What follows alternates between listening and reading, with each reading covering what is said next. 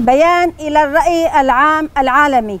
منذ أكثر من 23 عام والقائد عبد الله أوجلان معتقل في سجن انفرادي في جزيرة إمرالي بعد عملية اختطاف معقدة، ومنذ 2 والدولة التركية تفرض تجريد من كافة النواحي على القائد وتعمل على حرمانه من حقه بلقاء محاميه وأفراد عائلته ومن أبسط حقوقه كإنسان تحت أسباب وحجج لا تمت للحقيقة بأي صلة أن وحدة الشعوب على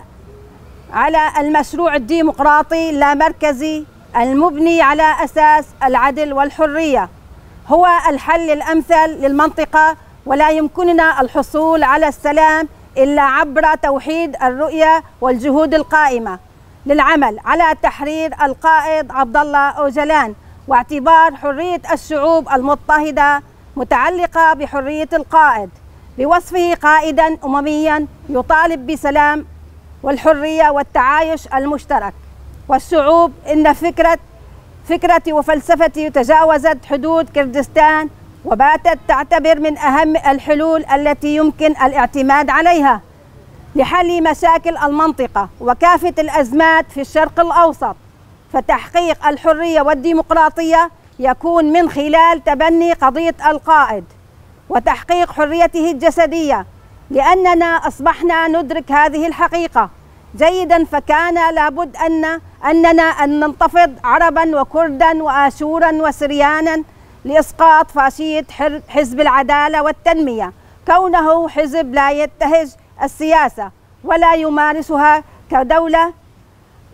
كدولة مؤسسات وقانون، بل ينتهك كل الأعراف والمواثيق الدولية وحتى القوانين الخاصة بها، وهذا ما يدل على مدى حقد وانهزام لهذا النظام الفاشي وسعيه بكسر إرادة الشعوب عبر شخص القائد عبد الله أوجلان. ولكن يجب أن يعلموا أننا نستمد قوتنا من قائدنا وكلنا أمل بحريته. يقول القائد أن حربي ليست ضد أثنة أو ديانة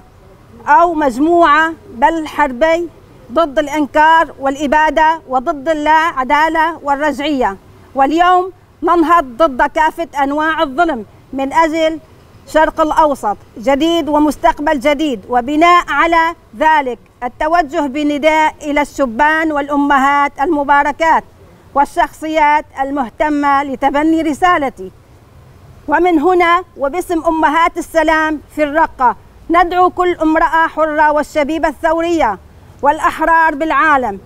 بأن يجعلوا كل الساحات منارة لحرية القائد، فلن نتوقف ما دمنا نستنشق عبق الحرية لنهديها للقائد عبد الله أوجلان، ونعاهده أننا سنؤسس عهدا جديدا للحرية والديمقراطية من خلال تحريره، وتحيا المقاومة التاريخية للقائد في سجنه، وندين صمت كافة المنظمات الإنسانية والحقوقية لعدم رؤيتها للحملات الداعمة والمنادية بحرية القائد، لأن صمتها يمنح تركيا دعمنا بأن نستمر بهذه العزلة والتجريد والاستمرار في حرب الإبادة بحق الشعوب كافة. الحرية للقائد عبد الله أوجلان وتسقط الفاشية التركية.